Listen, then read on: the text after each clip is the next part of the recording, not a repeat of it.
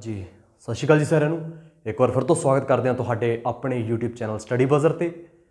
सो जिवें कि ਤੁਹਾਨੂੰ ਸਾਰਿਆਂ ਨੂੰ पता है कि स्टडी बज़र ਦੇ ऑनलाइन प्लेटफॉर्म ਦੇ ਉੱਪਰ 5994 ਨੂੰ ਲੈ ਕੇ पेड कोर्स है ਜਿਹੜਾ लॉन्च हो चुका है। इस दे डेमो लैक्चरस है ਜਿਹੜੇ अपलोड होने स्टार्ट हो चुके हैं। इंग्लिश ਦੇ 3 demo lectures bye जगरीती ma'am upload हो चुके हैं। उन्हों का लिंक डिस्क्रिप्शन ਦੇ ਵਿੱਚ ਦਿੱਤਾ ਹੋਇਆ है। जल्दी ही ਆਪਾਂ ऐप के उपर कोर्स लैके आ रहे हैं। किसी को कोर्स नाल रिलेटेड किसी तरह का डाउट क्वेरी हो डिस्क्रिप्शन दिते नंबर के नाल साडे कॉन्टैक्ट कर सकते हो। टैलीग्राम दे विच टैलीग्राम का लिंक भी जिहड़ा है डिस्क्रिप्शन दिता हुआ है। इस तो इलावा होर भी जो साडे पेजिस इंस्टा के उपर या वट्सअप साडा ग्रुप बनया उस दे बारे पूरी डिटेल डिस्क्रिप्शन दे विच है, तुसीं ज्वाइन कर सकते हो। सो विदाउट वेस्टिंग टाइम आपां SST का जिहड़ा है लैक्चर अपलोड करन जा रहे हैं। डैमो क्लास 1 है। जेकर लगता है कि वीडियो तुहाडे लई हैल्पफुल है तो वीडियो को लाइक करना है, अपने फ्रेंड्स नाल शेयर करना है। तो जेकर तुसीं चैनल ते नवे चैनल के आए तो चैनल को सबसक्राइब करना ना भुलना। सो विदाउट वेस्टिंग टाइम अपना जो टॉपिक है India's foreign policy and United Nations, इनू बड़ा ही बारीकी नाल समझण दी कोशिश करते हैं। तुहाडा जो भी डाउट क्वेरी है तुसीं विदाउट एनी हैजिटेशन कमेंट सैक्शन तुहाडे लई खुला जी, उहदे विच तुहाडे डाउट्स क्वेरीज पूछ सकते हो जी। So first of all we have to know what is the meaning of foreign policy. विदेश नीति का मतलब की होंदा है। अक्सर स्टूडेंट्स नूं डायलेमा च देखदा, पर जेकर आप बारीकी नाल जानने की कोशिश करांगे तो मतलब आप इन्हां तो बाहर आ सकते हैं। फॉरेन पॉलिसी हुंदी की है? गवर्नमेंट्स स्ट्रैटेजी, गवर्नमेंट की एक स्ट्रैटेजी है, एक तकनीक है in dealing with other country. Simply मैं तुहानूं दस्सण दी कोशिश कर रहा कि एक देश की दूजे देशों नाल संबंध बनाने तो पहला, किसी भी तरह का रिलेशन क्रिएट करने तो पहला कुछ गल्लां बुनियादी गल्लां अपने माइंड च होंदियां। उन्हां गल्लां नूं ध्यान च रख के ही कोई देश दूसरे देशों के नाल संबंध बनाउंदा है। उन्हां गल्लां नूं ही फॉरेन पॉलिसी कहा जाता है। फॉरेन पॉलिसी का बेस हमेशा ही डिप्लोमेसी हुंदा है, कूटनीति हुंदा है। इसनूं हमेशा ध्यान च रखोगे। एक क्वेश्चन बन सकता है, what is the base of foreign policy, विदेश नीति का आधार की हुंदा है? तो इसनूं आपां डिप्लोमेसी कूटनीति दे नाल, क्योंकि रिलेशन डिप्लोमैटिक होंदे है। मैं अगे सिक्योरिटी काउंसिल की गल करूँगा, क्योंकि आ जो यूनाइटेड नेशनस है इसका एक पार्ट हुंदा है सिक्योरिटी काउंसिल, सुरक्षा परिषद, जिस दे टोटल 15 मैंबर होंदे है। 15 चों 10 नॉन परमानेंट होंदे है ते 5 है जिहड़े परमानेंट होंदे है। 5 परमानेंट किहड़े-किहड़े है? फेसर, आ नाम वार-वार तुहानूं सुनने को मिलेगा। Phasor France, America, China, England and Russia. India पुरजोर कोशिश कर रहा है इसका परमानेंट मैंबर बनने की। काफ़ी लंबे समय तो साडी जद्दोजहद चल रही है, पर 5 की सहमति जरूरी है। 5 परमानेंट कहेंगे भी यस इंडिया मैंबर बना देने परमानेंट, तो यह बनेगा, नहीं तो नहीं बनेगा। पर तुसी हर बारी न्यूज़ च सुनते होंगे फ्रांस, अमेरिका तो उस तो बाद इंग्लैंड तीनों सहमति प्रगट कर देंगे। चाइना तो रशिया सहमति प्रगट नहीं करते। अक्सर न्यूज़ के सानू सुनने को मिलता है। हुण इहदा मतलब की होया? इहदा मतलब आप ऐं तो नहीं कह सकते भी अमेरिका साडा गूढ़ा मित्र है तो चाइना साडा सब तो तकड़ा दुश्मन है। नहीं जी, अमेरिका, इंग्लैंड, फ्रांस हामी इसलिए भरते हैं क्योंकि उन्होंने पता है साढ़े 5 की सहमति होगी फिर ही इंग्लैंड अपना इंडिया जिहड़ा इसका परमानेंट मैंबर बन सकता है। तो अमेरिका नूं, इंग्लैंड नूं, फ्रांस नूं ये भी पता है भी चाइना कदे भी हामी नहीं भरूगा। चाइना ही क्यों, कोई भी देश इंटरनेशनल लैवल पर होवे वो क्यों चाहूगा कि मेरा पड़ोसी राज मेरे बराबर बहन जोगा हो जाए। इस करके आप कह सकते हाँ इसका कारण ये मन्निया जाता है ये डिप्लोमैटिक रिलेशन होंदे है। ठीक है, डिप्लोमैसी ही इन्हां दे रिलेशन का आधार होंदी है। सो आप इंडिया की फॉरेन पॉलिसी के कुछ पॉइंट्स ने, कुछ फीचर्स ने, उन्होंने बारे डिस्कशन करते हैं। First of all name, non aligned movement. Non aligned movement गुट निर्लेपता नीति भारत की विदेश नीति का सब तो वड्डा आधार है। ये नैम, नॉन अलाइंड मूवमेंट, गुट निर्लेपता नीति। हुण इस बारे थोड़ा जिहा जानने की कोशिश करते हैं। ये जिहड़ा ग्रुप है इसकी फाउंडेशन है 1 सितंबर 1961 ਦੇ ਵਿੱਚ ਬੈਲਗ੍ਰੇਡ ਯੂਗੋਸਲਾਵੀਆ 'ਚ ਹੋਈ ਸੀ। इस तो किते परे की गल कर लेने आ। पहला मैं ये क्लीयर करदा कि यह सैकेंड लार्जेस्ट ऑर्गेनाइजेशन है ਤੁਹਾਨੂੰ ਨੋਟ ਕਰ ਲੈਣਾ ਚਾਹੀਦਾ ਜੀ। Second largest organisation in the world, ਕਿਉਂਕਿ ਇਹਦੇ 120 ਮੈਂਬਰਸ ਨੇ, 120 ਮੈਂਬਰਸ ਨੇ ਕਰੰਟਲੀ, ਅੱਜ ਵਰਤਮਾਨ ਸਮੇਂ ਇਸ ਦੇ 120 ਮੈਂਬਰਸ ਨੇ। ਇਹ ਦੁਨੀਆ ਦਾ ਦੂਸਰਾ ਸਭ ਤੋਂ ਵੱਡਾ ਸੰਗਠਨ ਹੈ। ਮਤਲਬ ਪਹਿਲੇ ਨੰਬਰ ਤੇ ਕੌਣ ਹੈ ਜੀ? ਯੂਨਾਈਟਿਡ ਨੇਸ਼ਨਸ, ਜਿਹੜਾ ਆਪਣੇ ਆਪ 'ਚ ਹੀ ਅਲੱਗ ਟੌਪਿਕ ਹੈ ਜੀ। ਠੀਕ ਹੈ, ਹੁਣ ਆਪਾਂ ਅੱਗੇ ਹੋਰ ਜਾਣਦੇ ਹਾਂ। ਸੈਕਿੰਡ ਲਾਰਜੈਸਟ ਗਰੁੱਪ ਹੈ, ਤੁਹਾਨੂੰ ਨੋਟ ਕਰ ਲੈਣਾ ਚਾਹੀਦਾ। 1 ਸੈਪਟੈਂਬਰ 1961 ਦੇ ਵਿੱਚ ਯੂਗੋਸਲਾਵੀਆ ਦੇ ਬੈਲਗ੍ਰੇਡ 'ਚ ਇਸ ਨੂੰ ਫਾਊਂਡ ਕੀਤਾ ਗਿਆ ਸੀਗਾ। ਹੈ ਕਿ ਨੌਨ ਅਲਾਈਨਡ ਮੂਵਮੈਂਟ ਹੈ ਕਿ, ਥੋੜ੍ਹਾ ਬਾਰੀਕੀ ਨਾਲ ਸਮਝਦੇ ਹਾਂ। ਤੁਹਾਨੂੰ ਪਤਾ ਹੋਊਗਾ ਜਿਹੜੀ ਫਸਟ ਵਰਲਡ ਵਾਰ ਹੈ ਉਹ 1914 ਤੋਂ ਲੈ ਕੇ 1918 ਤੱਕ ਚੱਲੀ ਸੀ। ਸੈਕਿੰਡ ਵਰਲਡ ਵਾਰ ਹੈ ਜਿਹੜੀ 1939 ਤੋਂ ਲੈ ਕੇ 45 ਤੱਕ ਚੱਲੀ ਸੀ, ਜਿਵੇਂ ਕਿ ਤੁਹਾਨੂੰ ਪਤਾ ਹੋਊਗਾ। ਸੈਕਿੰਡ ਵਰਲਡ ਵਾਰ 'ਚ ਜੋ ਸਾਨੂੰ ਚੀਜ਼ ਦੇਖਣ ਨੂੰ ਮਿਲਦੀ ਹੈ, 1945 'ਚ ਸੈਕਿੰਡ ਵਰਲਡ ਵਾਰ ਖਤਮ ਹੋਈ ਹੈ। ਜੋ ਚੀਜ਼ ਸਾਨੂੰ ਦੇਖਣ ਨੂੰ ਮਿਲਦੀ ਹੈ ਉਹ ਇਹ ਹੈ ਕਿ ਸੈਕਿੰਡ ਵਰਲਡ ਵਾਰ 2 ਗਰੁੱਪਸ ਦੇ ਵਿੱਚ ਵੰਡਿਆ ਹੋਇਆ ਸੀਗਾ। 2 ਗਰੁੱਪਸ ਦੇ ਵਿੱਚ ਵੰਡਿਆ ਹੋਇਆ ਸੀਗਾ। ਇੱਕ ਪਾਸੇ ਸੀ ਅਲਾਈਡ ਗਰੁੱਪ, ਦੂਜੇ ਪਾਸੇ ਸੀ ਜਰਮਨੀ ਪਲੱਸ ਇਟਲੀ, ਉਸ ਤੋਂ ਇਲਾਵਾ ਜਾਪਾਨ। ਆ 3 ਦੇਸ਼ਾਂ ਦਾ ਸਮੂਹ ਮੇਨ ਲੀਡ ਕਰ ਰਿਹਾ ਸੀ। ਇਸ ਤੋਂ ਇਲਾਵਾ ਵੀ ਬਹੁਤ ਸਾਰੀ ਕੰਟਰੀਜ਼ ਇਹਦਾ ਪਾਰਟ ਸੀ। ਅਲਾਈਡ ਗਰੁੱਪ ਦੇ ਵਿੱਚ ਫੇਸਰ ਸੀ, ਉਹੀ ਫੇਸਰ ਫਿਰ ਤੁਹਾਡੇ ਸਾਹਮਣੇ ਨਾਮ ਆ ਗਿਆ ਜੀ। France, America, China, England and Russia, ਦੋਨਾਂ ਦੇ ਵਿਚਕਾਰ ਯੁੱਧ ਹੁੰਦਾ ਹੈ। ਜਰਮਨੀ, ਕਿਉਂਕਿ ਹਿਟਲਰ ਦੀ ਦੇਣ ਸੀ ਸੈਕਿੰਡ ਵਰਲਡ ਵਾਰ, ਜਿਹਨੇ ਇਤਿਹਾਸਕਾਰ ਕਹਿੰਦੇ ਹੈ, ਖੁਦ ਸੁਸਾਈਡ ਕਰਕੇ ਜਰਮਨੀ ਦਾ ਖਾਤਮਾ ਹੁੰਦਾ ਹੈ। ਇਟਲੀ ਨੂੰ ਤਬਾਹ ਕਰ ਦਿੱਤਾ ਗਿਆ। ਜਾਪਾਨ ਦੀ ਤਬਾਹੀ ਤੁਹਾਨੂੰ ਸਭ ਨੂੰ ਪਤਾ ਹੋਊਗੀ ਕਿਵੇਂ ਵੀ। 2 ਇੰਪੋਰਟੈਂਟ ਡੇਟਸ ਨੇ। ਇੱਕ ਤਾਂ ਹੈ 6 ਅਗਸਤ, ਜਦੋਂ ਹੀਰੋਸ਼ੀਮਾ ਇੱਥੇ ਜਿਹੜਾ ਹੈ ਲਿਟਲ ਬॉय ਨਾਂ ਦਾ ਬੰਬ ਸਿੱਟਿਆ ਗਿਆ ਸੀਗਾ। ਲਿਟਲ ਬॉय ਨਾਂ ਦਾ ਬੰਬ ਸਿੱਟਿਆ ਗਿਆ ਸੀਗਾ। ਮੈਂ ਗੱਲ ਕਰ ਰਿਹਾ 9 ਅਗਸਤ ਨਾਗਾਸਾਕੀ ਇੱਕ ਜਗ੍ਹਾ ਹੈ ਜਾਪਾਨ ਦੇ ਵਿੱਚ, ਜਿੱਥੇ ਫੈਟਮੈਨ ਨਾਂ ਦਾ ਬੰਬ ਸੁੱਟਿਆ ਗਿਆ। ਸੋ ਧਿਆਨ 'ਚ ਰੱਖੋਗੇ 6 ਅਗਸਤ ਹੀਰੋਸ਼ੀਮਾ 'ਚ ਲਿਟਲ ਬॉय ਨਾਂ ਦਾ ਬੰਬ ਸੁੱਟਿਆ ਗਿਆ। ਲਿਟਲ ਬॉय ਥੋੜ੍ਹਾ ਜਿਹਾ ਮੈਨੂੰ ਲੱਗਦਾ ਆਪਣੀ ਰੇਂਜ ਤੋਂ ਬਾਹਰ ਚਲਾ ਗਿਆ, ਇਸ ਕਰਕੇ ਮੈਂ ਥੋੜ੍ਹਾ ਜਿਹਾ ਇਸ ਨੂੰ ਇੱਥੇ ਲਿਖ ਦਿੰਦਾ, ਤੁਸੀਂ ਨੋਟ ਕਰ ਲਿਓ ਜੀ। ਲਿਟਲ ਬॉय ਜਿਹੜਾ ਹੈ ਬੰਬ ਸੁੱਟਿਆ ਗਿਆ ਸੀਗਾ ਜੀ। 9 ਅਗਸਤ ਨੂੰ ਨਾਗਾਸਾਕੀ 'ਚ ਫੈਟਮੈਨ ਨਾਂ ਦਾ ਬੰਬ ਸੁੱਟਿਆ ਗਿਆ। ਇਹਨੂੰ ਵੀ ਆਪਾਂ ਜਾਣ ਲੈਂਦੇ ਹਾਂ ਜੀ। ਹੁਣ ਦੇਖੋ ਇਹ ਲਗਭਗ ਖਤਮ ਹੋ ਗਿਆ, ਠੀਕ ਹੈ ਜੀ।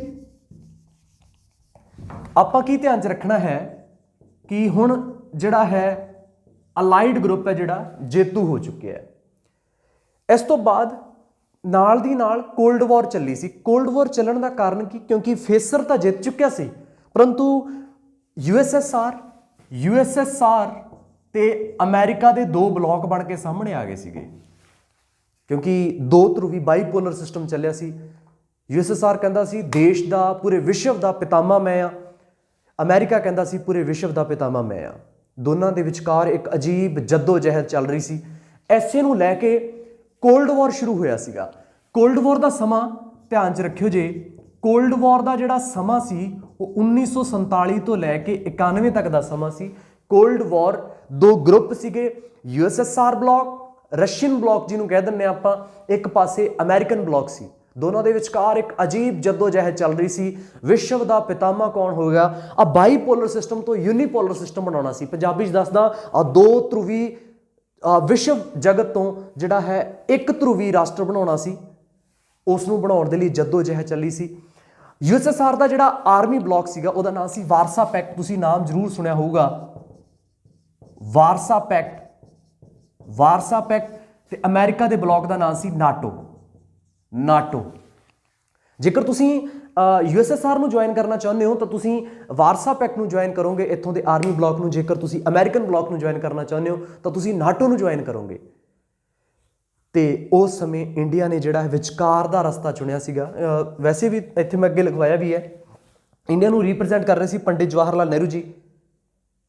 ਇਹਨਾਂ ਨੂੰ ਫਾਊਂਡਰ, ਬਾਨੀ ਇੰਡੀਆਜ਼ ਫੋਰਨ ਪਾਲਿਸੀ ਕਿਹਾ ਜਾਂਦਾ ਹੈ ਜੀ। ਭਾਰਤ ਦੀ ਵਿਦੇਸ਼ ਨੀਤੀ ਦੇ ਕਰਤਾ ਧਰਤਾ, ਬਾਨੀ, ਪਿਤਾ, ਸਭ ਕੁਝ ਆਪਾਂ ਪੰਡਿਤ ਜਵਾਹਰ ਲਾਲ ਨਹਿਰੂ ਜੀ ਨੂੰ ਪੜ੍ਹਦੇ ਹਾਂ। ਉਹਨਾਂ ਦੀ ਸੋਚ ਸੀ ਗੁੱਟ ਨਿਰਲੇਪਤਾ ਨੀਤੀ ਮਤਲਬ ਆ ਗੁੱਟਾਂ ਤੋਂ ਪਰੇ ਰਹਿੰਦੇ ਆ, ਹਲੇ ਅਸੀਂ ਤੁਰਨਾ ਵੀ ਨਹੀਂ ਸਿੱਖਿਆ, ਆਜ਼ਾਦ ਹੋਏ ਆ ਹਲੇ।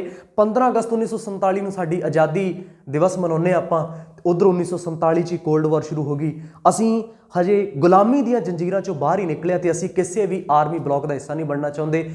ਗੁੱਟ ਨਿਰਲੇਪਤਾ ਨੀਤੀ ਦਾ ਮਤਲਬ ਅਸੀਂ ਗੁੱਟਾਂ ਤੋਂ ਪਰੇ ਰਵਾਂਗੇ, ਸਾਡੇ ਸਾਰੇ ਦੇਸ਼ਾਂ ਦੇ ਨਾਲ ਦੋਸਤਾਨਾ ਸੰਬੰਧ ਰਹਿਣਗੇ। ਅਸਲ 'ਚ ਇਹਦਾ ਮਤਲਬ ਇਹੀ ਹੈ ਜੀ। ਸੋ ਆਪਾਂ ਕਹਿ ਸਕਦੇ ਹਾਂ ਇੰਡੀਆ ਵੱਲੋਂ ਜੋ ਰਿਪਰੈਜ਼ੈਂਟ ਕਰ ਰਿਹਾ ਸੀ ਜਵਾਹਰ ਲਾਲ ਨਹਿਰੂ ਜੀ। ਫਾਊਂਡਿੰਗ ਮੈਂਬਰਸ ਇਸ ਦੇ 5 ਹੁੰਦੇ ਆ। ਕਈ ਵਾਰ ਕੁਛ ਨਹੀਂ ਵੀ ਆ ਜਾਂਦਾ ਕਿ ਨੈਮ ਦੇ ਫਾਊਂਡਿੰਗ ਮੈਂਬਰਸ ਕਿੰਨੇ ਆ, ਤਾਂ 5 ਨੇ। ਇੰਡੀਆ ਵੱਲੋਂ Pandit Jawahar Lal Nehru ji, father founder of India's foreign policy. ਜੇਕਰ ਤੁਸੀਂ ਕਿਸੇ ਚੰਗੇ ਲੈਵਲ ਪੇਪਰ ਦੀ ਤਿਆਰੀ ਕਰ ਰਹੇ ਹੋ ਤਾਂ ਬਾਕੀਆਂ ਦੇ ਨਾਮ ਵੀ ਤੁਹਾਨੂੰ ਪਤਾ ਹੋਣੇ ਚਾਹੀਦੇ ਆ। ਇੰਡੋਨੇਸ਼ੀਆ ਵੱਲੋਂ ਸੁਕਾਰਨੋ ਸੀਗੇ, ਉੱਥੋਂ ਦੇ ਪ੍ਰੈਜ਼ੀਡੈਂਟ ਸੀ ਇੰਡੋਨੇਸ਼ੀਆ ਦੇ। ਉਸ ਤੋਂ ਬਾਅਦ ਯੂਗੋਸਲਾਵੀਆ ਤੋਂ ਜੋਸਿਪ ਬਰੋਜ਼ ਟੀਟੋ, ਉੱਥੋਂ ਦੇ ਪ੍ਰੈਜ਼ੀਡੈਂਟ ਸੀਗੇ। ਇਸ ਤੋਂ ਬਾਅਦ ਇਜਿਪਟ ਤੋਂ ਜਮਾਲ ਅਬਦੇਲ ਨਾਸੇਰ, ਉੱਥੋਂ ਦੇ ਪ੍ਰੈਜ਼ੀਡੈਂਟ ਸੀਗੇ। ਤੇ ਉਸ ਤੋਂ ਬਾਅਦ ਘਾਨਾ ਤੋਂ ਕਵਾਮੇ ਕਰੂਮਾ, ਉੱਥੋਂ ਦੇ ਪ੍ਰੈਜ਼ੀਡੈਂਟ ਸੀਗੇ। ਆ ਕੁਛ ਨਾਮ ਤੁਹਾਡੇ ਸਾਹਮਣੇ ਆ ਜੀ। ਜੇਕਰ ਚੰਗੇ ਲੈਵਲ ਦੀ ਤਿਆਰੀ ਕਰ ਰਹੇ ਹੋ ਤਾਂ ਇਹ ਚੀਜ਼ਾਂ ਵੀ ਤੁਹਾਡੇ ਮਾਈਂਡ 'ਚ ਹੋਣੀਆਂ ਚਾਹੀਦੀਆਂ ਜੀ। ਸੋ ਨੈਮ ਮੇਰੇ ਅਕੋਰਡਿੰਗ ਤੁਹਾਨੂੰ ਸਮਝ ਆ ਗਿਆ ਹੋਏਗਾ ਜੀ, ਇੱਕ ਐਸਾ ਬਲਾਕ, ਇੱਕ ਐਸਾ ਆਰਗੇਨਾਈਜੇਸ਼ਨ ਜੋ ਵਿਸ਼ਵ ਸ਼ਾਂਤੀ ਦੀ ਜਿਹੜੀ ਉਮੀਦ ਲਾਉਂਦਾ ਹੈ। ਕਿਸੇ ਵੀ ਆਰਮੀ ਬਲਾਕ ਦਾ ਹਿੱਸਾ ਨਾ ਬਣ ਕੇ ਸਾਰਿਆਂ ਨਾਲ ਦੋਸਤਾਨਾ ਸੰਬੰਧ ਰੱਖਣਾ ਇਸ ਦਾ ਮੇਨ ਮਕਸਦ ਹੈ। ਉਸ ਸਮੇਂ ਕੋਲਡ ਵਾਰ ਚੱਲ ਰਹੀ ਸੀ, ਕੋਲਡ ਵਾਰ ਤੋਂ ਬਾਹਰ ਨਿਕਲਣਾ, ਉਸ ਤੋਂ ਨਿਜਾਤ ਪਾਉਣਾ ਇਸ ਦਾ ਮੇਨ ਟਾਰਗੇਟ ਸੀ। ਮੈਂ ਪਹਿਲਾਂ ਵੀ ਤੁਹਾਨੂੰ ਦੱਸ ਚੁੱਕਿਆ। ਉਸ ਤੋਂ ਇਲਾਵਾ ਤੁਹਾਨੂੰ ਹੋਰ ਦੱਸ ਸਕਦਾ, ਇਸ ਦੇ 5 founding member C. India, Indonesia, Yugoslavia, Egypt and Ghana. ਤੇ 1 ਸਤੰਬਰ 1961 ਨੂੰ ਯੂਗੋਸਲਾਵੀਆ ਦੀ ਧਰਤੀ ਤੇ ਬੈਲਗ੍ਰੇਡ ਜਿਸ ਨੂੰ ਫਾਊਂਡ ਕੀਤਾ ਗਿਆ ਸੀਗਾ ਜੀ। ਤੇ ਸੈਕਿੰਡ ਲਾਰਜੈਸਟ ਆਰਗੇਨਾਈਜੇਸ਼ਨ ਹੈ ਵਿਸ਼ਵ ਦੀ ਇਹ। 120 ਮੈਂਬਰਸ ਇਸ ਦੇ ਐਟ ਪ੍ਰੈਜ਼ੈਂਟ ਨੇ। ਦੁਨੀਆ ਦਾ ਸਭ ਤੋਂ ਵੱਡਾ ਸੰਗਠਨ ਯੂਨਾਈਟਿਡ ਨੇਸ਼ਨਸ ਹੈ ਜੀ। ਸੋ ਜੇ ਇਹ ਤੁਹਾਨੂੰ ਸਮਝ ਆ ਗਿਆ ਸਾਰਾ, ਹੁਣ ਪਿਆਰ ਨਾਲ ਬਾਰੀਕੀ ਨਾਲ ਸਾਰਾ ਲਿਖ ਲਓ, ਫਿਰ ਆਪਾਂ ਅੱਗੇ ਮੂਵ ਔਨ ਕਰਦੇ ਹਾਂ। ਸਕਰੀਨਸ਼ਾਟ ਵੀ ਲੈ ਸਕਦੇ ਹੋ।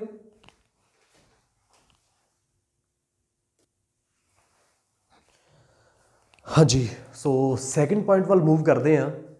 ਆਪਣਾ ਸੈਕਿੰਡ ਪੁਆਇੰਟ ਹੈ ਨੈਮ ਤੋਂ ਬਾਅਦ ਪੰਚਸ਼ੀਲ ਟ੍ਰੀਟੀ। ਦੂਜਾ ਮਹੱਤਵਪੂਰਨ ਪੁਆਇੰਟ ਮੰਨੂਗਾ ਮੈਂ, ਜਿਹੜੀ ਕਿ 29 ਅਪ੍ਰੈਲ 1954 ਨੂੰ ਬੀਜਿੰਗ ਚਾਈਨਾ 'ਚ ਹੋਈ ਸੀ। 5 ਪ੍ਰਿੰਸੀਪਲ ਸੀਗੇ ਅਸਲ ਦੇ ਵਿੱਚ। ਕਿਹੜੇ 5 ਪ੍ਰਿੰਸੀਪਲ? ਇੱਕ ਬੁਕਲੇਟ ਤਿਆਰ ਹੋਈ ਸੀਗੀ, ਆਪਾਂ ਕਹਿ ਸਕਦੇ ਹਾਂ, ਜਿਹਨੂੰ ਸੀਨੋ ਇੰਡੀਅਨ ਐਗਰੀਮੈਂਟ ਕਿਹਾ ਜਾਂਦਾ ਹੈ। ਇਨ 1954 ਭਾਰਤ ਚਾਈਨਾ ਦਾ ਇੱਕ ਐਗਰੀਮੈਂਟ ਹੋਇਆ ਸੀਗਾ। ਉਹਦੀ ਪ੍ਰੀਐਂਬਲ ਹੈ, ਪ੍ਰੀਐਂਬਲ ਮਤਲਬ ਪਹਿਲਾ ਪੰਨਾ, 2 ਸ਼ਬਦ, ਪ੍ਰਸਤਾਵਨਾ, ਕੁਝ ਵੀ ਕਹਿ ਸਕਦੇ ਹੋ ਇਸ ਨੂੰ।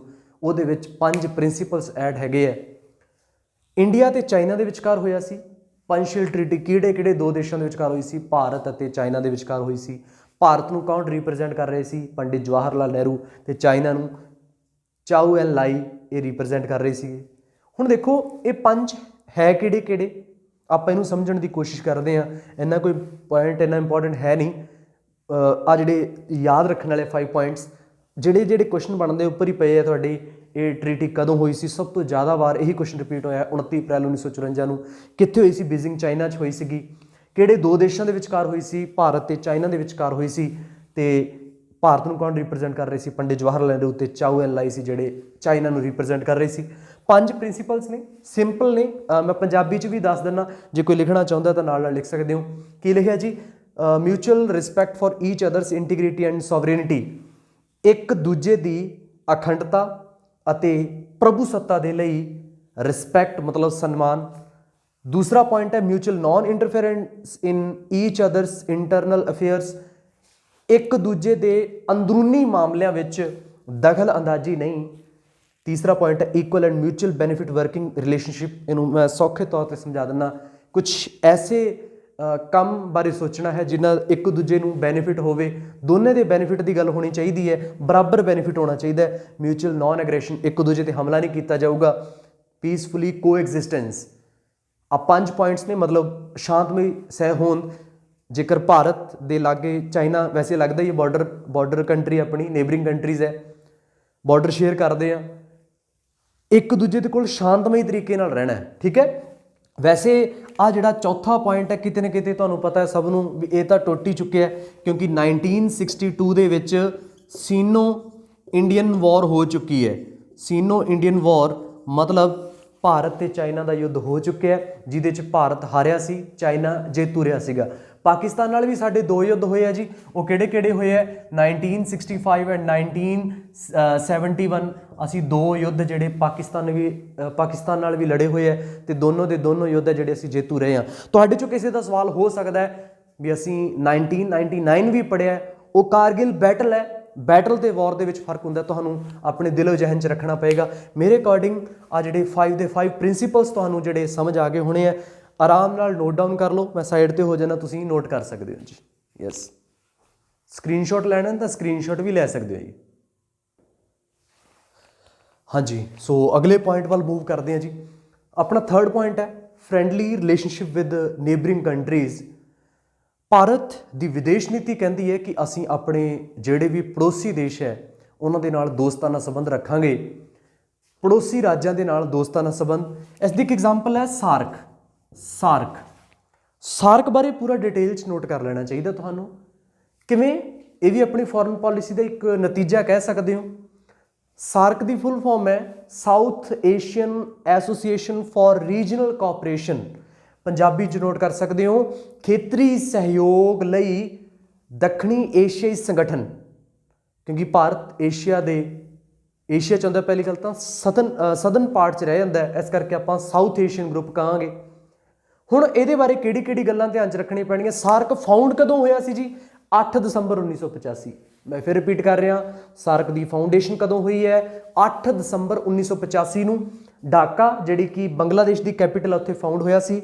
ਫਾਊਂਡੇਸ਼ਨ ਹੁੰਦੀ ਹੈ ਜੀ ਇਸ ਬਾਰੇ। ਓਰੀਜਨ ਮੈਂਬਰ ਇਹਦੇ 7 ਨੇ ਟੋਟਲ। 7 ਬਾਰੇ ਤੁਹਾਨੂੰ ਕਿਹੜੀ ਗੱਲਾਂ ਧਿਆਨ 'ਚ ਰੱਖਣੀ ਚਾਹੀਦੀ, ਉਹ ਨੋਟ ਕੀਤੀਆਂ ਗਈਆਂ ਇੱਥੇ।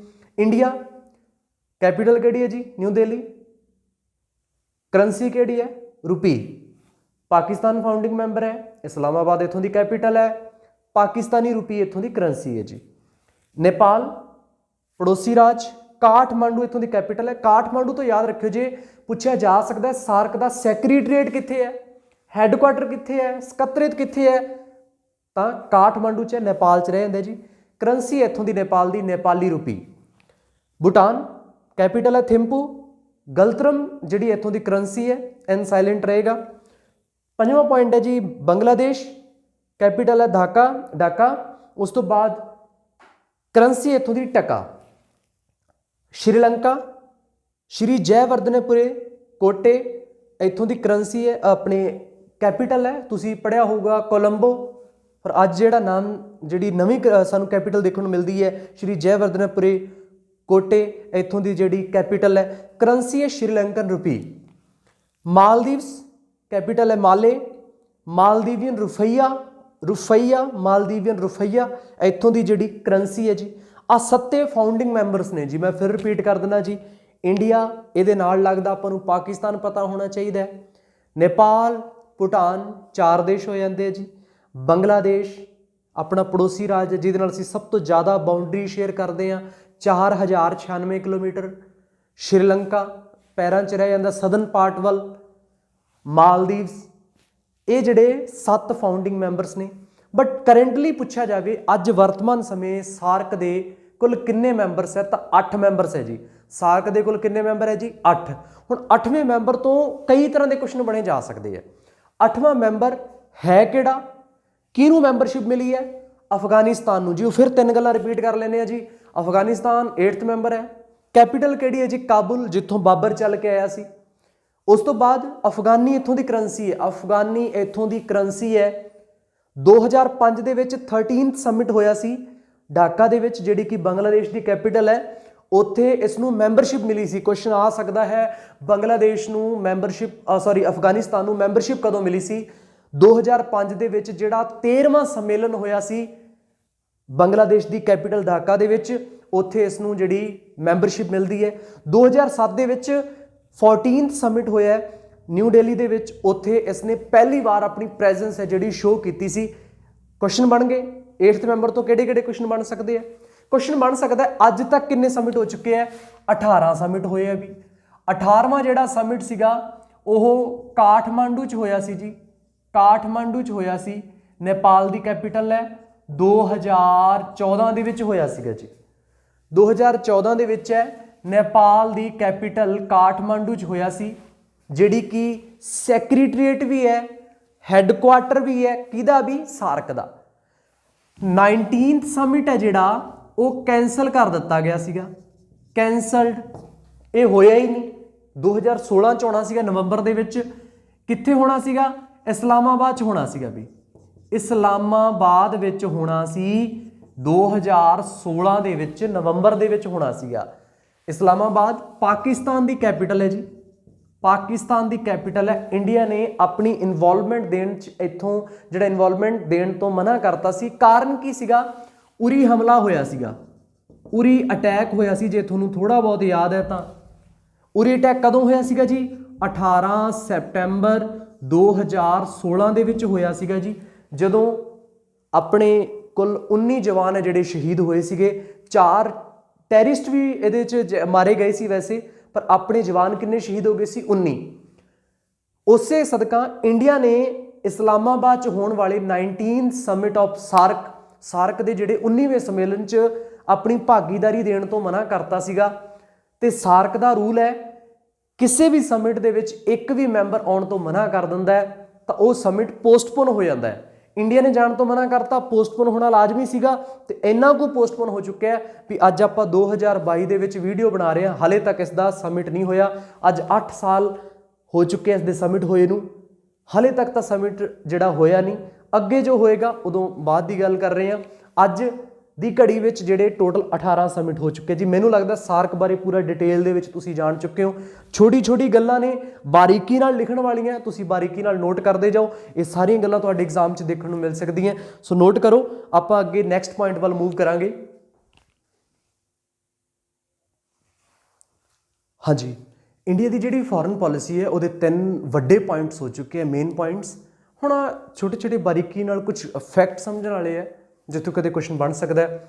ਬਲੀਵ ਇਨ ਯੂਨਾਈਟਿਡ ਨੇਸ਼ਨਸ, ਸਾਡਾ ਸੰਯੁਕਤ ਰਾਸ਼ਟਰ ਦੇ ਵਿੱਚ ਪੂਰਨ ਵਿਸ਼ਵਾਸ ਹੈ। ਮੈਂ ਮੋਟੇ ਤੌਰ ਤੇ ਯੂਨਾਈਟਿਡ ਨੇਸ਼ਨ ਬਾਰੇ ਦੱਸਦਾ, ਵੈਸੇ ਆਪਣਾ ਅਗਲਾ ਲੈਕਚਰ ਸਿਰਫ ਔਰ ਸਿਰਫ ਯੂਨਾਈਟਿਡ ਨੇਸ਼ਨ ਤੇ ਰਹਿਣ ਵਾਲਾ ਹੈ। ਯੂਨਾਈਟਿਡ ਨੇਸ਼ਨ ਵਿਸ਼ਵ ਦਾ ਸਭ ਤੋਂ ਵੱਡਾ ਸੰਗਠਨ ਹੈ। 24 ਅਕਤੂਬਰ 1945 ਨੂੰ 51 ਮੈਂਬਰ ਇਹਦੇ ਫਾਊਂਡਿੰਗ ਮੈਂਬਰ ਬਣੇ ਸੀ, ਓਰੀਜਨ ਮੈਂਬਰਸ, ਤੇ ਅੱਜ ਇਸ ਦੇ ਟੋਟਲ 193 ਮੈਂਬਰ ਹੈਗੇ ਆ। ਅਸੀਂ ਆ ਵਿਸ਼ਵ ਸ਼ਾਂਤੀ ਲਈ ਬਣੇ ਹੋਏ ਗਰੁੱਪ ਦੇ ਵਿੱਚ ਪੂਰਨ ਵਿਸ਼ਵਾਸ ਰੱਖਦੇ ਆਏ ਹਾਂ ਸ਼ੁਰੂ ਤੋਂ। ਇਹਦੇ ਕੁਝ ਪ੍ਰਮਾਣ ਮਿਲਦੇ ਆ, ਆਪਾਂ ਉਹਨਾਂ ਬਾਰੇ ਜਾਣਨ ਦੀ ਕੋਸ਼ਿਸ਼ ਕਰਦੇ ਹਾਂ। ਪਹਿਲਾ, ਯੂਨਾਈਟਿਡ ਨੇਸ਼ਨ ਦਾ ਇੱਕ ਆਰਗਨ ਹੈ UNGA, United Nation General Assembly, ਮਹਾਸਭਾ ਕਹਿ ਸਕਦੇ ਹੋ। ਪੰਜਾਬੀ 'ਚ ਇਸ ਨੂੰ ਮਹਾਸਭਾ ਕਿਹਾ ਜਾਂਦਾ ਹੈ। ਇੰਗਲਿਸ਼ ਦੇ ਵਿੱਚ ਹੋਰ ਨਾਮ ਹੈ ਵਰਲਡ ਪਾਰਲੀਮੈਂਟ ਕਹਿੰਦੇ ਆ, ਪੰਜਾਬੀ 'ਚ ਇਹਨੂੰ ਵਿਸ਼ਵ ਦੀ ਪੰਚਾਇਤ ਵੀ ਕਿਹਾ ਜਾਂਦਾ ਹੈ। ਇਹ ਕੁਝ ਨਾਮ ਚੱਲਦੇ ਇਸ ਬਾਰੇ, UNGA, United Nation General assembly. ਇਹਦਾ ਇੱਕ ਪ੍ਰੈਜ਼ੀਡੈਂਟ ਹੁੰਦਾ ਹੈ, ਚੇਅਰਮੈਨ ਵੀ ਤੁਸੀਂ ਪੜ੍ਹਿਆ ਹੋਊਗਾ ਕਿਤੇ, 7 ਡਿਪਟੀ ਚੇਅਰਮੈਨ ਹੁੰਦੇ ਆ, ਯਾਨੀ ਵਾਈਸ ਪ੍ਰੈਜ਼ੀਡੈਂਟ ਹੁੰਦੇ ਆ। ਇਹਨਾਂ ਦਾ ਟੈਨਿਓਰ 1 ਸਾਲ ਲਈ ਹੁੰਦਾ ਹੈ। ਇੰਡੀਆ ਦੇ ਵੱਲੋਂ ਅੱਜ ਤੱਕ ਇੱਕ ਹੀ ਬੰਦਾ ਇੱਥੇ ਪ੍ਰੈਜ਼ੀਡੈਂਟ ਬਣ ਪਾਇਆ ਹੈ, ਉਹ ਵੀ ਵੂਮਨ ਹੀ ਬਣੀ ਸੀ। 1953 ਦੇ ਵਿੱਚ ਵਿਜੇ ਲక్ష్ਮੀ ਪੰਡਿਤ ਜੀ ਸੀਗੇ, ਜਿਹੜੇ ਵਿਜੇ ਲక్ష్ਮੀ ਪੰਡਿਤ ਇੱਥੋਂ ਦੇ ਪ੍ਰੈਜ਼ੀਡੈਂਟ ਰਹਿ ਚੁੱਕੇ ਹੈ। First and only woman president of India to United Nation General Assembly, Bharat ਵੱਲੋਂ ਜਿਹੜੇ ਇੱਕ ਮਾਤਰ ਚੁਣੇ ਗਏ ਹੈ। ਉਸ ਤੋਂ ਇਲਾਵਾ ਅੱਜ ਤੱਕ 76 ਵੂਮਨ ਟੋਟਲ ਪ੍ਰੈਜ਼ੀਡੈਂਟ ਹੋ ਚੁੱਕੇ, ਉਹਦੇ 'ਚੋਂ ਇੱਕ ਹੀ ਔਰਤ ਰਹੇ ਹੈ, ਉਹ ਹੈ ਵਿਜੇ ਲక్ష్ਮੀ ਪੰਡਿਤ। ਜੇਕਰ ਵੈਸੇ ਪੁੱਛਿਆ ਜਾਏ ਫਸਟ ਕੌਣ ਰਿਹਾ ਹੈ ਤਾਂ ਉਹ ਹੈ ਪੌਲ ਹੈਨਰੀ ਸਪੂਕ। ਪੌਲ ਹੈਨਰੀ ਸਪੂਕ ਬੈਲਜੀਅਮ ਤੋਂ ਸੀਗੇ। 75th ਸੈਕਿੰਡ ਲਾਸਟ ਹੋ ਚੁੱਕੇ ਹੈ, ਉਹ ਹੈ ਜੀ ਵੋਲਕਿਨ ਬੋਜ਼ਕਿਰ, ਤਰਕੀ ਤੋਂ ਸੀਗੇ। ਤੇ 76th ਹੈ ਜਿਹੜੇ ਉਹ ਅਬਦੁੱਲਾ ਸ਼ਾਹਿਦ ਨੇ, ਜਿਹੜੇ ਕਿ ਮਾਲਦੀਵਸ ਆਪਣੇ ਪੜੋਸੀ ਰਾਜ ਤੋਂ ਚੁਣੇ ਗਏ ਹੈ। ਸੋ ਆਪਾਂ ਕਿਸੇ ਦੇ ਵਿੱਚ ਇਨਵੋਲਵਮੈਂਟ ਕਿਉਂ ਦਿੰਦੇ ਹਾਂ? ਜਦੋਂ ਅਸੀਂ ਉਹਦੇ 'ਚ ਕੋਈ ਵਿਸ਼ਵਾਸ ਰੱਖਦੇ ਹਾਂ, ਅਸੀਂ ਇੰਟਰਸਟਿਡ ਹੁੰਦੇ ਹਾਂ ਕਿਸੇ ਚੀਜ਼ ਦੇ ਵਿੱਚ। ਭਾਰਤ ਨੇ ਅੱਜ ਤੱਕ ਇਹਦੇ 'ਚ ਆਪਣਾ ਪੂਰਾ ਇੰਟਰਸਟ, ਪੂਰਾ ਵਿਸ਼ਵਾਸ ਜਿਹੜਾ ਸ਼ੋਅ ਕੀਤਾ ਹੈ। ਇੱਕ ਹੋਰ ਗਰੁੱਪ ਹੈ, ਇਸੇ ਦਾ ਹੀ ਆਰਗਨ ਹੈ, ਵੈਸੇ 6 ਆਰਗਨ ਹੁੰਦੇ ਹੈ। ਦੂਜਾ ਆਰਗਨ ਹੈ United nation security council, Punjabi 'ਚ ਇਹਨੂੰ ਤੁਸੀਂ ਸੁਰੱਖਿਆ ਪਰਿਸ਼ਦ ਪੜ੍ਹਿਆ ਹੋਊਗਾ। ਸੁਰੱਖਿਆ ਪਰਿਸ਼ਦ, ਸੁਰੱਖਿਆ ਪਰਿਸ਼ਦ, ਇਸ ਦੇ ਟੋਟਲ 15 ਮੈਂਬਰ ਹੁੰਦੇ ਆ। 5 ਪਰਮਾਨੈਂਟ ਨੇ, ਪਰਮਾਨੈਂਟ ਉਹੀ ਵੀ ਫੇਸਰ, France, America, China, England, Russia, ਤੇ 10 ਨਾਨ ਪਰਮਾਨੈਂਟ ਹੁੰਦੇ ਆ, ਜਿਹੜੇ ਹਰ 2 ਸਾਲਾਂ ਬਾਅਦ ਹੈ ਜਿਹੜੇ ਚੇਂਜ ਹੁੰਦੇ ਆ। ਇੰਡੀਆ 8 ਵਾਰ ਇਸ ਦਾ ਨਾਨ ਪਰਮਾਨੈਂਟ ਮੈਂਬਰ ਰਹਿ ਚੁੱਕਿਆ ਹੈ। ਪਹਿਲੀ ਵਾਰ ਬਣਿਆ ਸੀ 1950-51 ਦੇ ਵਿੱਚ, ਤੇ ਲਾਸਟ ਰੀਸੈਂਟ ਜੋ ਬਣਿਆ ਸੀ 2020-21 ਦੇ ਵਿੱਚ 8th ਟਾਈਮ ਬਣਿਆ ਸੀਗਾ। ਇਹ ਵਿਸ਼ਵਾਸ ਦਰਸਾਉਂਦਾ ਹੈ ਕਿ ਇਹ ਭਾਗੀਦਾਰੀ ਦਰਸਾਉਂਦੀ ਕਿ ਸਾਡਾ ਪੂਰਨ ਵਿਸ਼ਵਾਸ ਹੈ। ਇਸ ਤੋਂ ਇਲਾਵਾ ਵੀ ਮੈਂ ਦੱਸ ਸਕਦਾ ਜੰਮੂ ਕਸ਼ਮੀਰ ਵਿਵਾਦ ਹੋਇਆ ਸੀ। ਅਸੀਂ ਜਿਉਂ ਦਾ ਤਿਉਂ ਜੰਮੂ ਕਸ਼ਮੀਰ ਵਿਵਾਦ ਹੈ ਜਿਹੜਾ ਯੂਨਾਈਟਿਡ ਨੇਸ਼ਨ ਵੱਲ ਲੈ ਕੇ ਗਏ ਸੀਗੇ ਤੇ ਜੋ ਉਹਨਾਂ ਦਾ ਡਿਸੀਜਨ ਸੀਗਾ ਪਾਕ ਆਕੂਪਾਈਡ ਕਸ਼ਮੀਰ ਵਾਲਾ, ਅਸੀਂ ਉਸ ਨੂੰ ਸਿਰ ਮੱਥੇ ਕਬੂਲ ਕੀਤਾ ਸੀਗਾ ਤੇ ਸਿਰ ਮੱਥੇ ਕਬੂਲ ਕਰਨਾ ਵੀ ਯੂਨਾਈਟਿਡ ਨੇਸ਼ਨ ਦੇ ਵਿੱਚ ਸਾਡਾ ਪੂਰਨ ਵਿਸ਼ਵਾਸ ਨੂੰ ਦਰਸਾਉਂਦਾ ਹੈ। ਸੋ ਇਹ ਮੇਰੇ ਅਕੋਰਡਿੰਗ ਕੁਝ ਚੁਣਿੰਦਾ ਪੁਆਇੰਟਸ ਨੇ ਜਿਹੜੇ ਕਿ ਤੁਹਾਨੂੰ ਨੋਟ ਕਰ ਲੈਣੇ ਚਾਹੀਦੇ ਆ ਜੀ। ਮੈਂ ਸਾਈਡ ਤੇ ਹੋ ਜਾਣਾ, ਨੋਟ ਕਰ ਸਕਦੇ ਹੋ ਤੁਸੀਂ। ਆਪਾਂ ਨੈਕਸਟ ਕੁਝ ਪੁਆਇੰਟਸ ਬਾਰੇ ਡਿਸਕਸ਼ਨ ਕਰਦੇ ਹਾਂ। ਹਾਂਜੀ, ਸੋ ਤੁਹਾਡਾ ਜਿਹੜਾ 5th ਪੁਆਇੰਟ ਹੈ ਜੀ, Commonwealth of nation, ਰਾਸ਼ਟਰਮੰਡਲ the membership ਹਮੇਸ਼ਾ ਭਾਰਤ ਚਾਹੁੰਦਾ ਹੈ ਕਿ ਸਾਨੂੰ ਮੈਂਬਰਸ਼ਿਪ ਮਿਲੇ ਤੇ ਅਸੀਂ ਮੈਂਬਰ ਵੀ ਹਾਂ। ਇਸ ਦੇ ਕੀ ਹੈ ਚੀਜ਼? ਪਹਿਲੀ ਗੱਲ ਤਾਂ ਤੁਹਾਨੂੰ ਕਾਮਨਵੈਲਥ ਆਫ ਨੇਸ਼ਨ ਦਾ ਮਤਲਬ ਪਤਾ ਹੋਣਾ ਚਾਹੀਦਾ ਹੈ। ਬ੍ਰਿਟੇਨ ਦੇ ਗੁਲਾਮ ਦੇਸ਼ ਏਸ਼ੀਆ ਅਤੇ ਅਫਰੀਕਾ ਦੇ ਗੁਲਾਮ ਦੇਸ਼ਾਂ ਦਾ ਸਮੂਹ ਹੈ ਜਿਹੜੇ ਇਨ ਪਾਸਟ ਬ੍ਰਿਟੇਨ ਦੇ ਗੁਲਾਮ ਰਹਿ ਚੁੱਕੇ ਹੈ। ਕਾਮਨਵੈਲਥ ਆਫ ਨੇਸ਼ਨ, ਇਸ ਦੀ ਮੈਂਬਰਸ਼ਿਪ ਭਾਰਤ ਕੋਲ ਹੈ। ਇਸ ਦੀ ਫਾਊਂਡੇਸ਼ਨ ਕਦੋਂ ਹੋਈ? Commonwealth of nation the 11 December 1931। Parliament of United Kingdom, ਇਹ ਉੱਥੋਂ ਦੇ ਜਿਹੜੇ ਫਾਊਂਡਰ ਹੈ Commonwealth of nations the. Headquarter ਇਸ ਦਾ ਲੰਡਨ UK 'ਚ ਰਹਿੰਦਾ। ਇੱਕ ਗੱਲ ਹੋਰ ਤੁਹਾਨੂੰ ਪਤਾ ਹੋਣਾ ਚਾਹੀਦੀ ਹੈ, ਇਸ ਦਾ ਪੂਰਾ ਨਾਮ ਬ੍ਰਿਟਿਸ਼ ਕਾਮਨਵੈਲਥ ਆਫ ਨੇਸ਼ਨ ਸੀ, ਕਾਮਨਵੈਲਥ ਆਫ ਨੇਸ਼ਨ ਸੀ, ਪਰੰਤੂ ਇਹ ਨਾਮ 1951 ਦੇ ਵਿੱਚ ਪੰਡਿਤ ਜਵਾਹਰ ਲਾਲ ਨਹਿਰੂ ਜੀ ਨੇ ਚੇਂਜ ਕਰਤਾ ਸੀ ਤੇ ਇਸ ਦਾ ਨਾਮ ਕਾਮਨਵੈਲਥ ਆਫ ਨੇਸ਼ਨ ਹੈ ਜਿਹੜਾ ਉਹ ਰਹਿ ਗਿਆ ਸੀਗਾ। ਠੀਕ ਹੈ, ਤੁਹਾਨੂੰ ਇਹ ਵੀ ਪਤਾ ਹੋਣਾ ਚਾਹੀਦਾ ਹੈ ਕਿ ਇਸ ਦੇ ਟੋਟਲ ਮੈਂਬਰ ਕਿੰਨੇ ਹੈ? 54। ਨੋਟ ਕਰ ਲਓ ਜੀ ਕਿੰਨੇ ਮੈਂਬਰ ਨੇ? 54। ਤੇ 17 ਮਈ 1945 ਨੂੰ ਜਿਹੜਾ ਹੈ ਭਾਰਤ ਇਸ ਦਾ ਮੈਂਬਰ ਬਣਿਆ ਸੀ। ਕੁਐਸਚਨ ਇਹ ਵੀ ਬਣ ਕੇ ਆ ਸਕਦਾ ਹੈ, Bharat Commonwealth of nation, British Commonwealth of nation the member ਕਦੋਂ ਬਣਿਆ ਸੀ ਜੀ? 17 ਮਈ 1945 ਦੇ ਵਿੱਚ Bharat British Commonwealth of nation the member ਬਣਦਾ ਹੈ। ਇਸ ਦੇ ਇਸ ਸਮੇਂ ਪ੍ਰੈਜ਼ੈਂਟ ਮੈਂਬਰ ਕਿੰਨੇ ਨੇ? 54 ਮੈਂਬਰਸ ਨੇ। ਇਸ ਦਾ ਮਤਲਬ ਕੀ ਹੈ? ਬ੍ਰਿਟੇਨ ਦੇ ਉਹ ਗੁਲਾਮ ਦੇਸ਼ ਜਿਹੜੇ ਇਨ ਪਾਸਟ ਕਦੇ ਗੁਲਾਮ ਰਹੇ ਵੇ ਅਫਰੀਕਾ ਤੇ ਏਸ਼ੀਆ ਦੇ ਦੇਸ਼ ਹੁੰਦੇ ਹੈ ਜੀ। ਠੀਕ ਹੈ, ਉਮੀਦ ਕਰਦਾ ਤੁਸੀਂ ਇਸ ਨੂੰ ਨੋਟ ਕਰ ਲਿਆ ਹੋਵੇਗਾ। ਹਾਂਜੀ, ਸੋ ਨੈਕਸਟ ਪੁਆਇੰਟ ਹੈ ਸਾਡਾ ਇੰਡੀਆਜ਼ ਨਿਊਕਲੀਅਰ ਪੋਲਿਸੀ। ਭਾਰਤ ਦੀ ਪਰਮਾਣੂ ਨੀਤੀ ਕੀ ਕਹਿੰਦੀ ਹੈ ਕਿ ਅਸੀਂ ਜੋ ਸਾਡੇ ਕੋਲ ਐਟੋਮਿਕ ਐਨਰਜੀ ਹੈ ਉਸ ਦਾ ਪ੍ਰਯੋਗ ਹੈ ਜਿਹੜਾ ਸ਼ਾਂਤਮਈ ਤਰੀਕੇ ਨਾਲ ਕਰਾਂਗੇ, ਮਤਲਬ ਪੀਸਫੁਲੀ ਇਸ ਦਾ ਪ੍ਰਯੋਗ ਕੀਤਾ ਜਾਊਗਾ। ਅਸੀਂ ਕਿਸੇ ਦੇਸ਼ ਨੂੰ ਤਬਾਹ ਕਰਨ ਦੇ ਲਈ ਐਟਮ ਬੰਬ ਦਾ ਪ੍ਰਯੋਗ ਨਹੀਂ ਕਰਾਂਗੇ।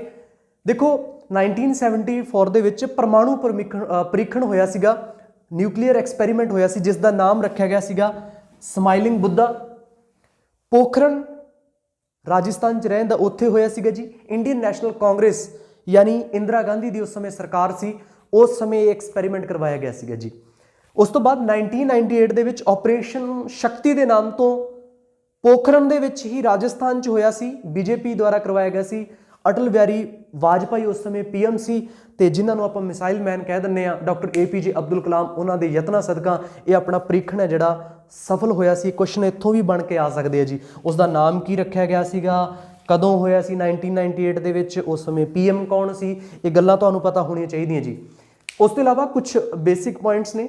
ਅਪੋਜ਼ ਆਫ ਇੰਪੀਰੀਅਲਿਜ਼ਮ ਐਂਡ ਕਲੋਨੀਅਲਿਜ਼ਮ, ਭਾਰਤ ਹਮੇਸ਼ਾ ਤੋਂ ਬਸਤੀਵਾਦ ਤੇ ਸਾਮਰਾਜਵਾਦ ਦਾ ਵਿਰੋਧ ਕਰਦਾ ਆਇਆ ਹੈ। ਦੋਨਾਂ ਦਾ ਮੀਨਿੰਗ ਸਮਝਣ ਦੀ ਕੋਸ਼ਿਸ਼ ਕਰੋ। ਕਲੋਨੀਅਲਿਜ਼ਮ ਕੀ ਹੈ, ਬਸਤੀਵਾਦ ਕੀ ਹੈ?